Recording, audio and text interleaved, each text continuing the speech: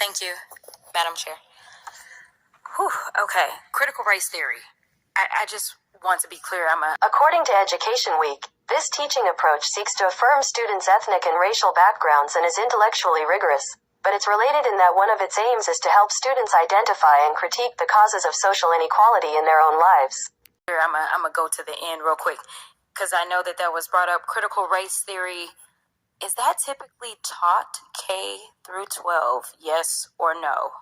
No. Okay, all right. So we can stop with the nonsense, because K through 12 was not teaching critical race theory, at least in this country. I can't talk about what happens in other countries, but in our country, K through 12 is not learning critical race theory, just for those that are unfamiliar. According to EdTech Magazine, K-12 schools can use NFTs to store educator and student records. One aspect of the blockchain that educators are particularly excited about is the decentralized ledger. According to e-learning industry, blockchain's distributed ledger technology can enhance transparency and accountability in the educational field. It can create an immutable record of educational data, including transcripts, degrees, and certifications, that is verifiable and tamper-proof. But in our country, K through 12 is not learning critical race theory, just for those that are unfamiliar. In addition to that, we just heard about AFT and what they're advocating for. And I know that there was a comment that you made as relates to discipline, and how that's something AFT should be advocating for so that teachers can be safer. Is that correct? Am I characterizing what you said correctly? I believe that both the NEA and the AFT should endorse policies that keep educators safe. Yeah. Okay. Let me ask you a quick question. Actually, I would like for all three of you to answer this question. It's just a yes or no. We'll start at this end. When you were growing up and going through school, did you ever have to go through an active shooter drill? Yes or no? No. No. No.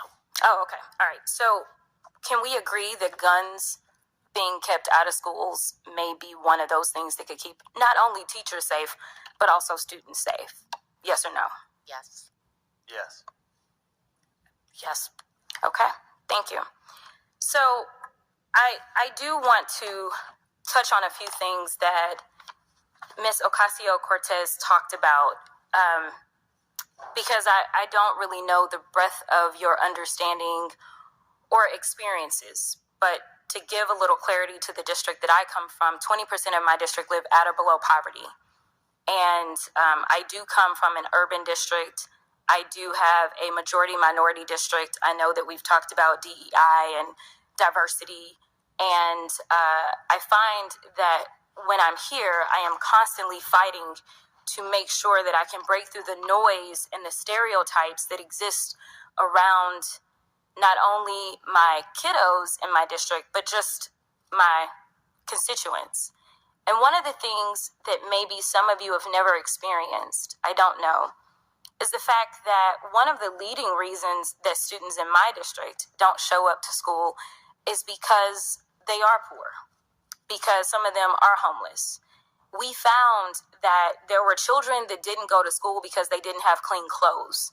That is something that certain people don't have to worry about. And they found that if they brought in washing machines so that kids wouldn't make fun of them because they had clean clothes, that they would show up. These are things that maybe in a more affluent district, they may not need money for. So while one of my colleagues talked about how much investment has to go into some of these school districts in the inner city, I do want to make it clear that there are different obstacles that my kiddos deal with. In addition to the fact that I practice criminal defense work prior to coming into the legislative realm. And in my district, I have the highest incarcerated zip codes in the entire state. What that means is that sometimes I have children that go home and they don't have parents to go home to. Or if they are going home to parents, their parents may be involved in things that aren't necessarily the best things for kids to be around. And so, as it's already been stated, sometimes the safest space is at school for some of these children. And what is so annoying to me is that we debate whether or not we will invest in our futures. As far as I'm concerned, there is no better investment than in our children.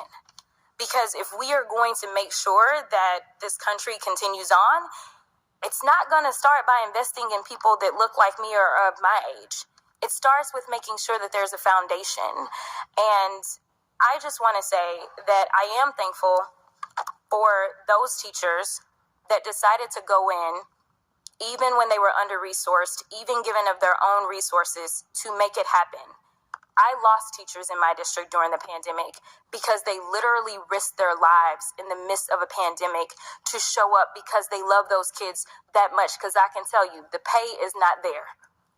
Teachers aren't getting rich. Maybe professors, but not teachers. And so the fact is, I've talked to my school districts. They were able to take advantage of the extra money that was given to them. But guess what? They still had gaps that they needed to fill. And the reason that I brought up gun violence is, number one, it's a safety issue, but also as it relates to the mental health. Children nowadays know where they need to go in case somebody comes in. They're looking for the closet. That is no way for kids in America to live. So we need to make sure that we put kids first. Thank you so much. And with that, I will yield.